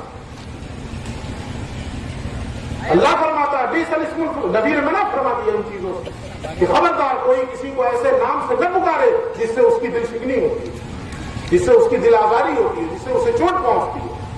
اب اگر پھر اس کے بعد کوئی پکارے تو اللہ کہتا ہے بئس الاسم الفسوق بعد الایمان، ایمان کے بعد تمہارا یہ رویہ، یہ تو فاسقوں اور فاجروں کی علامت ہے، یہ اہل ایمان کی پہچان نہیں ہے، یہ فاسقوں فاجروں کی پہچان ہے۔ ومن لم يتب فاولئک هم الظالمون، ہاں جس کی غلطی ہو گئی پہلے ہو گئی، اب ایمان کے بعد وہ توبہ کرے، اب قرآن کا حکم آ جانے کے بعد توبہ کرے، اور جس نے توبہ نہیں کی حقیقت میں وہی ظالم ہے، وہی ظالم ہے۔ ایک اور آیت سن لیجیے، یا ایھا الذین آمنوا اجتنبوا کثیرا من الظن، یہ بالکل لگاتار آیتیں پڑھ رہا ہوں، بیچ میں کوئی فاصلہ نہیں ہے۔ یا ایھا الذین آمنوا اجتنبوا کثیرا من الظن، اے ایمان والو زیادہ گمان کرنے سے بچو۔ آج پوری خرابی جو مسلم معاشرے میں ہے اور خاص طور پہ مذہبی لوگوں میں ہے، وہ گمان کے ہی فیصلے سنا، ان کے سارے فیصلے گمان پر ہیں۔ پوچھئے کہ تحقیق کیے ہو تو نہیں، تحقیق نہیں ہے، تحقیق کے مقابلے میں ہے کیا؟ گمان، حتمی اور یقینی بات تو ہے نہیں، گمان کو فیصلے کر رہے ہیں۔ اور اللہ کہہ رہا گمان کرنے سے بچو، ان بعض الظن اسم، اس لیے کہ بعض گمان گناہ ہوتے ہیں۔ تو پہلا حکم تو یہ ہے کہ گمان مت کرو، زیادہ بدگمانی مبتلا ہو۔ اللہ کے نبی نے ایک حدیث میں فرمایا کہ مومن پر لازم ہے کہ وہ جب بھی اپنے مومن بھائی کے تعلق سے گمان کرے تو خیر کا گمان کرے، اچھا گمان کرے، یہ مومن کے لیے لازم ہے، ہمیشہ اچھا گمان کرے، لیکن آپ برے گمان کریں۔ تو ایک واقعہ آپ لوگوں نے سنا ہوگا کہ دریا میں ایک شخص کو دیکھا جا رہا تھا کہ وہ کشتی پہ سوار ہے اور اس کے بغل میں ایک عورت ہے اور ایک سرانی ہے، اور اس میں سے جو ہے وہ پانی بیچ بیچ میں خود بھی پیتا ہے اور عورت کو بھی پلاتا ہے اور دل لگی کی باتیں کرتا ہے۔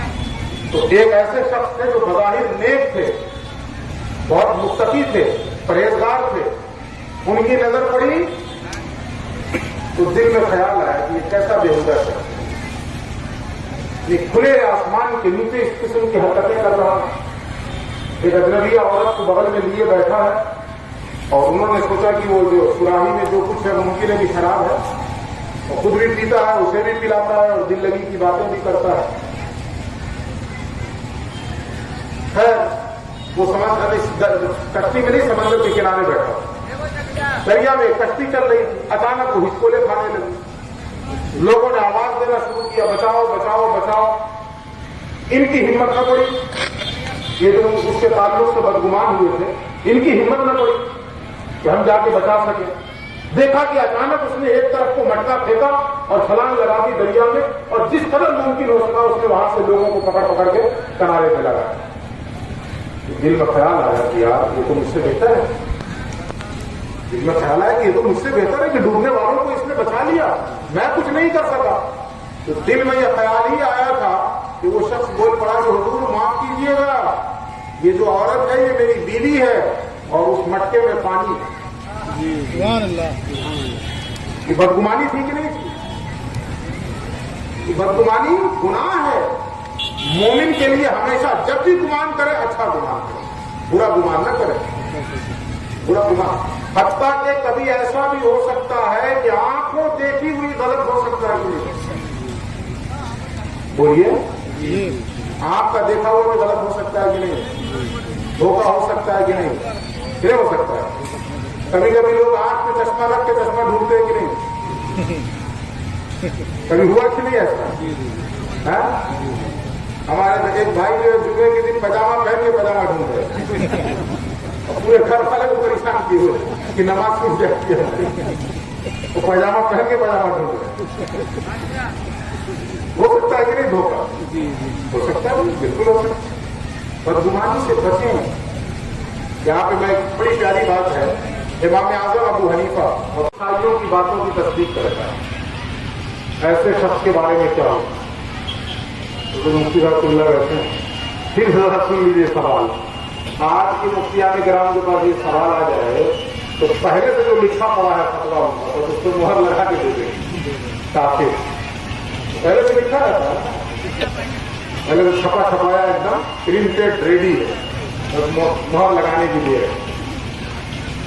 مسئلہ کیا آیا؟ ایک شخص ہے جو جنت کی آرزو نہیں کرتا، جہنم سے نہیں ڈرتا، مردار کھاتا ہے، بغیر رکوع اور سجدے کی نماز پڑھتا ہے، حق کو ناپسند کرتا ہے، فتنے کو پسند کرتا ہے، رحمت الہی سے دور بھاگتا ہے، یہودیوں اور عیسائیوں کی باتوں کی تصدیق کرتا ہے۔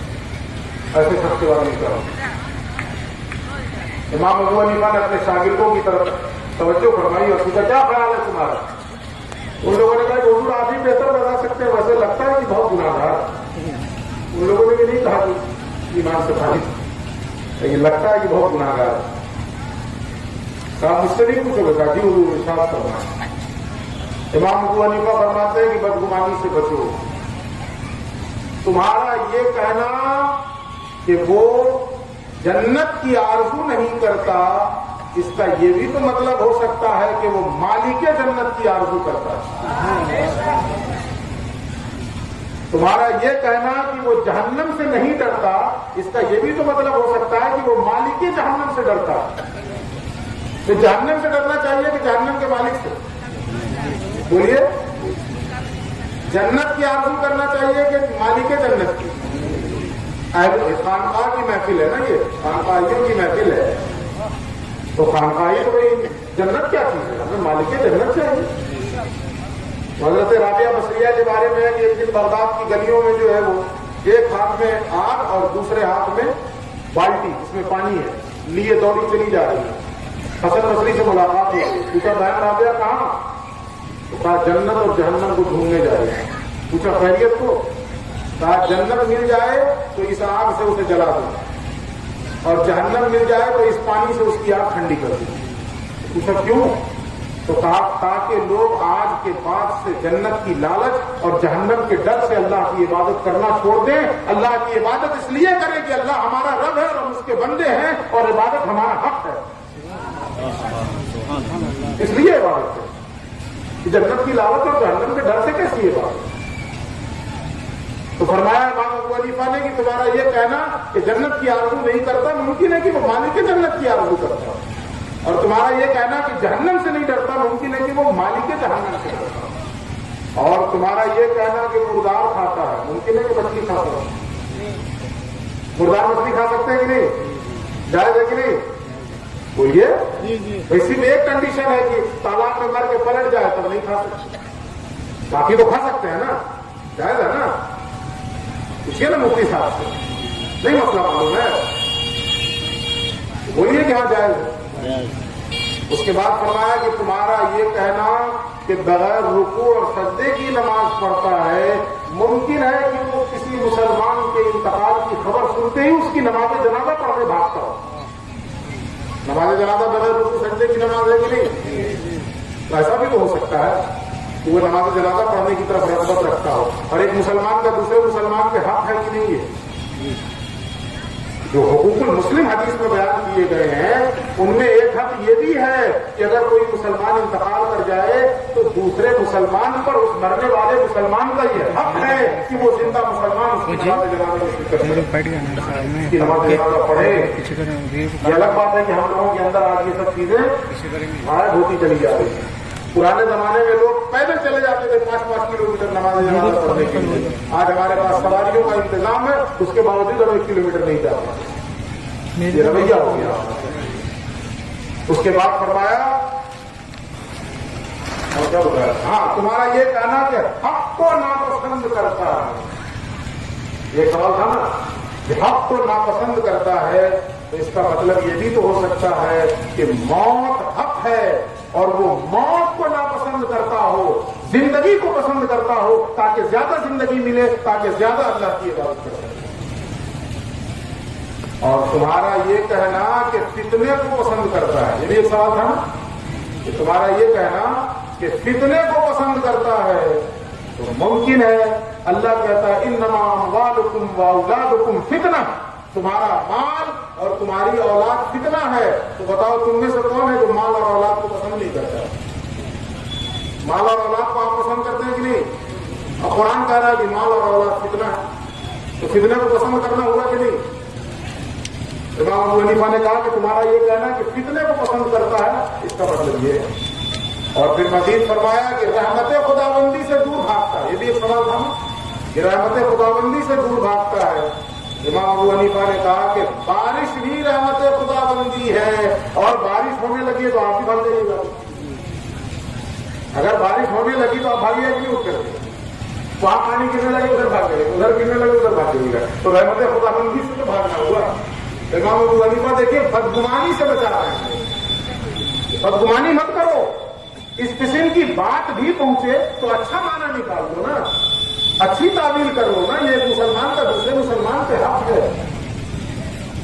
اور پھر فرمایا کہ تمہارا یہ کہنا کہ یہودیوں اور عیسائیوں کی باتوں کی تصدیق کرتا ہے، یہ بھی ایک سوال تھا نا، یہودیوں اور عیسائیوں کی باتوں کی تصدیق کرتا ہے، تو امام ابو حنیفہ نے کہا کہ اس پر تو ایمان ہے۔ سورۃ البقرہ کی آیت غالباً پہلے ہی پڑھی کی ہے، وقالت اليهود ليست النصارى على شيء وقالت النصارى ليست اليهود على شيء۔ اس کا مطلب کیا ہے؟ یہودی کہتے ہیں، قرآن نے کہا کہ یہودی کہتے ہیں کہ عیسائیوں کی کوئی حقیقت نہیں ہے، اور عیسائی کہتے ہیں کہ یہودیوں کی کوئی حقیقت نہیں ہے۔ اب یہ سب جو ہے دونوں کی تصدیق کرتا ہے کہ یہودی بھی ٹھیک کرتے ہیں، عیسائی بھی ٹھیک کرتے ہیں۔ آپ بھی تصدیق کرتے ہیں کہ نہیں؟ بھائی کوئی یہودی کہے کہ عیسائیوں کی کوئی حقیقت نہیں ہے تو آپ کیا کہیے گا؟ بالکل صحیح کہہ رہا ہے۔ اور کوئی عیسائی کہے کہ یہودیوں کی کوئی حقیقت نہیں ہے تو آپ کیا کہیے گا؟ بالکل صحیح کہہ رہے ہیں۔ تصدیق ہوئی نا؟ یہ امام ابو حنیفہ کا جواب تھا۔ اس جواب کی روشنی میں پھر آ جائیے پلٹ کے، یا ایھا الذین آمنوا اجتنبوا کثیرا من الظن ان بعض الظن اثم، اے ایمان والو زیادہ بدگمانی کرنے سے بچو، اس لیے کہ بدگمانی گناہ ہے۔ کچھ سمجھ میں آیا؟ بدگمانی کریں گے آج کے بعد سے، کسی کے بارے میں بھی کوئی خبر پہنچے اچھا معنی نکال لیجیے، یہ ایک مومن کی شان ہونی چاہیے، اچھی بات اچھا مطلب نکالیے۔ ایک بات اور یہاں پہ یاد آ گئی، امام ابو حنیفہ کے پاس ایک شخص آیا اور آ کر اس نے کہا کہ حضور میں نے فلاں آدمی کو دیکھا ہے کہ روزے کے دن میں وہ کھا رہا تھا، روزے کے دن میں وہ کھا رہا تھا۔ تو جواب سنیے امام ابو حنیفہ کا، دیکھیے کیسے ٹال رہے ہیں اس کو۔ آپ اس سے کہتے ہیں ہو سکتا ہے تم نے رمضان کے علاوہ دیکھا ہو، اس نے کہا نہیں حضور ہم نے رمضانے میں دیکھا تھا۔ تو پھر امام ابو حنیفہ نے فرمایا ہو سکتا ہے تم نے رات میں دیکھا ہوگا، مغرب بعد دیکھا ہوگا۔ تو اس نے کہا نہیں حضور ہم نے دن میں دیکھا تھا۔ امام ابو حنیفہ فرماتے ہیں کہ ہو سکتا ہے کہ وہ مسافر رہا، ہو سکتا ہے کہ وہ مسافر رہا ہوگا. اس نے کہا نہیں حضور وہ مسافر بھی نہیں مقیم تھا وہ. امام ابو حنیفہ نے فرمایا ہو سکتا ہے بیمار رہا ہو.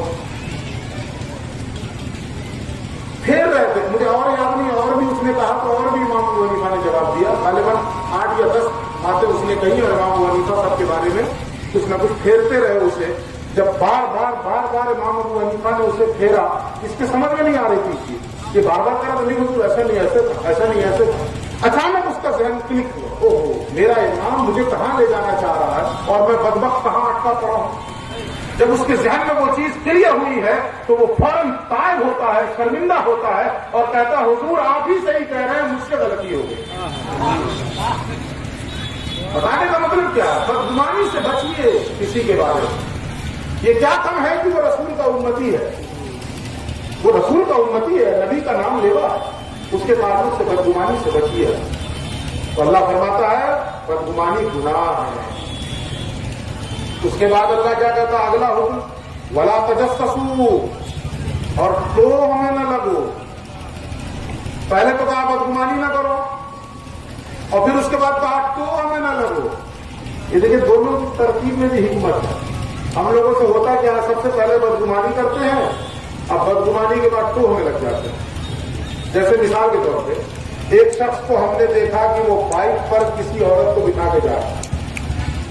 بدگمانی کر دی اس کو بٹھا کے جا رہا ہے کون ہے یہ. اب بدگمانی ہوئی ہے اس کے بعد پیچھے اپنی بائک لے کے دوڑ گئے اس کو. یہ ہوا ٹو ہمیں لگنا. دیکھیں یہ جاتا کہاں یہ ٹو ہمیں لگنا. اللہ نے اس سے ہی منع فرمایا. پہلے تو کہا بدگمانی ہی نہ کرو. پہلے تو حکم دیا کہ بدگمانی ہی نہ کرو لیکن اگر بتقاضائے بشری کوئی برا گمان آ بھی گیا تو اس کو جھٹکو. ہم جھٹکتے نہیں ہم ٹو میں لگ جاتے. ہم دوسرا حکم کے خلاف کرتے. پہلے حکم کے خلاف کیا بدگمانی کی اب بدگمانی جب ہوئی تو پھر ٹو میں لگ گئے جبکہ اللہ نے اسے ہی منع کیا تھا. اچھا جب ٹو میں لگیں گے آپ کسی کے بھی تو دیکھیے سراپا حسن عمل تو کسی کی ذات نہیں ذرا سا عیب تو ہر آدمی میں رہتا ہے. کوئی آدمی ایسا ہے جو بے عیب ہے. ہم لوگوں نے بچپن میں پڑھا تھا اللہ ایک ہے اس کے بعد پاک اور بے عیب ہے. یہ تو اللہ کی شان ہے. آپ ملا میں ڈھونڈ رہے ہیں کہ بے عیب ملا مل جائے کہاں سے مل جائے بھائی. ذرا سا عیب تو ہر آدمی میں رہتا ہے. ذرا سا نقص تو ہر شخص میں رہے گا. کمی نہ کمی تو ہر شخص میں رہے کچھ نہ کچھ. تو پہلے تو منع کیا ٹو میں نہ لگو لیکن اگر پھر لگ جائے ٹو میں جب ٹو میں لگیے گا تو کچھ نہ کچھ تو ملے گا نا. ٹھیک ہے جتنا آپ سوچیں تو اتنا نہیں ملے گا لیکن 1% کچھ نہ کچھ تو مل جائے گا. تو اللہ نے پہلے منع کیا بدگمانی نہ کرو گھر بیٹھ. پھر منع کیا ٹو میں نہ لگو پھر لگ گئے. دو حکم کی خلاف ورزی ہوئی اور جب ٹو میں لگے تو کچھ مل بھی گیا کچھ پتا بھی چل گیا تو آگے اللہ کہتا ولا یغتب بعضکم بعضا. جب جو چیز تمہیں مل گئی ہے اسے دوسروں سے بیان نہ کرنا. اسی کو غیبت کہتے ہیں. ولا یغتب بعضکم بعضا. تم میں کا کوئی دوسرے کی غیبت نہ کرے. غیبت یہ نہ سمجھیے آپ میں سے بہت سے لوگ وہ ہوں گے جو یہ کہیں گے جی ہم جو بیان کیے ہیں میں قسم کھا کے کہہ رہا ہوں کہ وہ برائی اس کے اندر ہے. میں غیبت تھوڑے کر رہا ہوں. بولتے ہیں کہ نہیں بولتے ہیں لوگ. میرے بھائی غیبت اسی کو کہتے ہیں کہ سامنے والے کے اندر وہ برائی ہے اور پھر آپ نے بیان کیا اسی کو غیبت کہتے ہیں. یہ نبی کا فرمان ہے. اس لیے کہ جب نبی نے منع کیا کہ تم میں کا کوئی شخص دوسرے کی غیبت نہ کرے تو کسی نے پوچھ لیا یا رسول اللہ جو برائی اس کے اندر دیکھی جائے کیا اسے بیان کرنا غیبت ہے. تو حضور فرماتے ہیں اسے ہی بیان کرنا غیبت ہے. جو اس کے اندر نہ ہو اور اسے تم بیان کرو تو یہ تو بہتان ہے. تم نے بہتان لگایا اس کو. اب دیکھیے قرآن کیسا کلام معجز ہے کیسا معجزہ ہے. ترتیب دیکھیے اللہ نے منع کیا بدگمانی نہ کرو گھر بیٹھے تو اللہ نے منع کیا ٹو میں نہ لگے. ٹو میں بھی لگ گئے تو کچھ نہ کچھ ملے گا تو اللہ نے منع کیا غیبت نہ کرو. بیان نہ کرو اسے پردہ کرو چھپا لو اسے. اور اگر چھپا لیا کسی نے تو حدیث موجود ہے جس نے اس دنیا میں کسی اپنے مسلمان بھائی کے عیب کو چھپا لیا، کل قیامت کے دن اللہ اس کے عیب چھپا لے گا۔ ہم میں سے کون شخص ہے جس کی یہ آرزو نہ ہو کہ کل قیامت میں اللہ میرے عیب چھپا دے؟ ہر شخص کی آرزو ہے کہ نہیں کہ کل قیامت کے دن اللہ میرے عیبوں پہ پردے ڈال دے؟ جیسے آج اللہ پردہ ڈالے ہوا ہے کہ نہیں پردہ؟ بولیے، اگر پردہ اٹھا دینا اللہ رب العزت تو سماج کو چھوڑیے، بیوی بچوں کے سامنے منہ دکھانے کے لائق نہیں رہیں گے، بیوی بچوں کے سامنے منہ دکھانے کے لائق نہیں رہیں گے۔ یہ اللہ کی شان ستاری ہے کہ اس نے ہمارے عیبوں کو چھپا رکھا۔ تو جیسے اس نے دنیا میں عیب چھپا رکھے ہیں، یہ آرزو ہے کہ نہیں کہ کل قیامت میں بھی اللہ عیب چھپا لے؟ ہے نا آرزو، یہ تمنا ہے نا کہ کل قیامت میں بھی اللہ عیب چھپا لے؟ تو اس کے لیے کرنا کیا ہوگا؟ دنیا میں جس کسی کا عیب پتا چلے اسے دوسروں سے بیان مت کیجیے، بلکہ اس کے عیبوں پہ پردہ ڈالیے۔ دنیا میں ہم اللہ کے بندوں کے ساتھ جو رویہ رکھیں گے، کل قیامت کے دن اللہ ہمارے ساتھ وہی معاملہ کرے گا۔ اگر ہم یہاں لوگوں کے عیب چھپائیں گے، کل قیامت میں اللہ ہمارے عیب چھپا دے گا۔ ہم یہاں ڈھنڈورا پیٹیں گے تو ہم کتنے لوگوں کے سامنے عیب کسی کا کھول دیں گے؟ 1000 2000 5000 10,000 اتنے ہی لوگوں کے سامنے نہ کھول پائیے گا۔ فیس بک پہ بھی ڈال دیجیے گا تو آپ کے فیس بک فرینڈ میں 5000 ہوں گے، ان کے فرینڈ میں 5000 ہوں گے، 50,000 میں پہنچا دیجیے گا، 1,00,000 میں پہنچا دیجیے گا۔ لیکن اس کے بدلے کے طور پہ جب قیامت میں اللہ آپ کے عیب کھولے گا، میرے عیب کھولے گا، تو وہاں 10,000 50,000 نہیں ہوں گے، اولین سے لے کر آخرین تک، آدم سے لے کر آخری انسان تک میدان قیامت میں موجود ہوگا، اور ان سب کے سامنے ہمارے عیب کھل جائیں گے۔ تو سوچئے کیا ہوگا؟ اس لیے اللہ نے کہا وَلَا يَغْتَبْ بَعْضُكُمْ، کوئی ایک دوسرے کی غیبت نہ کرے، ایک دوسرے کا عیب ظاہر نہ کرے، اور اگر کیا غیبت تو دیکھیے کتنی سخت وعید ہے اس پر۔ اللہ کہتا ہے يُحِبُّ أَحَدُكُمْ أَن يَأْكُلَ لَحْمَ أَخِيهِ مَيْتًا، کیا تم میں سے کوئی شخص یہ پسند کرے گا کہ اپنے مرے ہوئے بھائی کا گوشت کھائے؟ یہ صرف دھمکی نہیں ہے، غیبت کرنا گویا اپنے مردار بھائی کا گوشت کھانا۔ آپ حلال جانور اگر وہ مر جائے تو اسے نہیں کھاتے، حلال بکرا ہے، حلال ہے، مر جائے تو حرام ہو گیا نا، مر جانے کو تو کھائیں گے آپ؟ نہیں کھاتے آپ۔ اگر دعا کرنے سے پہلے مر جائے تو مردار ہو گیا، حرام ہو گیا، نہیں نہ کھاتے آپ۔ انسان کا گوشت تو ویسے ہے، اور اس میں بھی اپنا بھائی۔ اللہ رب العزت فرما رہا ہے غیبت کرنا گویا اپنے مردار بھائی کا گوشت کھانے کے مطابق۔ تو ہر شخص نہ پسند کرتا ہے اس چیز کو۔ اگر آپ کا بھائی مر جائے اور کوئی کہے بہت بھوک لگی ہے ذرا بنا لو اچھی بولی ہے، پسند کیجیے گا اس چیز کو، اس کا منہ نوچ لیجیے گا بولنے والے، اور اسی بھائی کی غیبت کر رہے ہوتے ہیں زندگی میں، اسی بھائی کے عیبوں کو ظاہر کر رہے ہوتے ہیں، اسی بھائی کے عیبوں کو اٹھا رہے ہوتے ہیں۔ ان رویوں سے باز آئیے۔ اللہ رب العزت فرماتا ہے جو کچھ ہوا سو ہوا، آج سچی توبہ کریں، جو کچھ ہمارے اندر یہ خرابیاں پائی گئی ہم اس سے اللہ کی بارگاہ میں ندامت کے ساتھ توبہ کریں۔ ان اللہ تواب الرحیم، یقیناً اللہ رب العزت توبہ قبول فرمانے والا اور رحم کرنے والا۔ تو یہ وہ باتیں ہیں جو ایک آئیڈیل سوسائٹی کے لیے ضروری ہیں۔ اگر ہم میں کا ہر شخص اس کردار کا حامل ہو جائے، ہر شخص بدل جائے، تو بتائیے آٹومیٹکلی معاشرہ خوبصورت ہو جائے گا کہ نہیں؟ آٹومیٹکلی سماج ایک ایسا سماج بن جائے گا جس سماج کو ہم بجا طور پر اسلامی سماج کہہ سکتے ہیں۔ بجا طور پر ہم اس سماج کو اور اس سوسائٹی کو اسلامی سماج اور اسلامی سوسائٹی کا نام دے سکتے ہیں۔ لیکن آج ہماری حالت بالکل اس کے الٹ ہے۔ نتیجے کے طور پہ جو کچھ ہمارے ساتھ ہو رہا ہے وہ ہماری نظروں کے سامنے ہے۔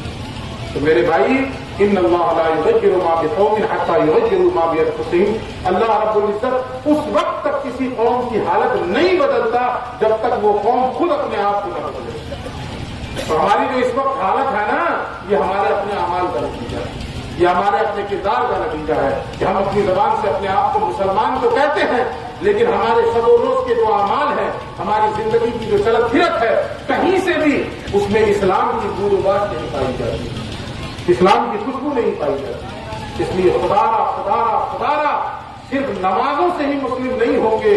اسلام کا ایک پارٹ عبادات بھی ہے، لیکن اسی اسلام کا ایک پارٹ اخلاقیات بھی ہے، اسی اسلام کا ایک پارٹ معاملات بھی ہے. تو ہم اخلاقیات میں بھی مومن بنے، معاملات میں بھی مومن بنے. جو شخص اللہ کی محبوب اور اللہ کی دوستی کے مقام پر فائز ہوتا ہے، وہ صرف نماز روزے ہی سے نہیں، نماز کے ساتھ ساتھ اخلاقی اعتبار سے بھی وہ بلند ہوتا ہے، معاملات میں بھی وہ بلند ہوتا ہے. اس کے اندر انکساری ہوتی ہے، اس کے اندر عاجزی ہوتی ہے، تب وہ اللہ کا محبوب ہوتا ہے. آج جن کا ہم عرس کرنے بیٹھے ہوئے ہیں، حضرت بڑے مولانا علیہ رحمۃ اللہ، مجھے قاری صاحب قبلہ نے بتایا کہ ساری زندگی اس بات پر اڑے رہے کہ ہمارا مکان مٹی کے علاوہ اور کسی چیز کا نہیں ہونا چاہیے.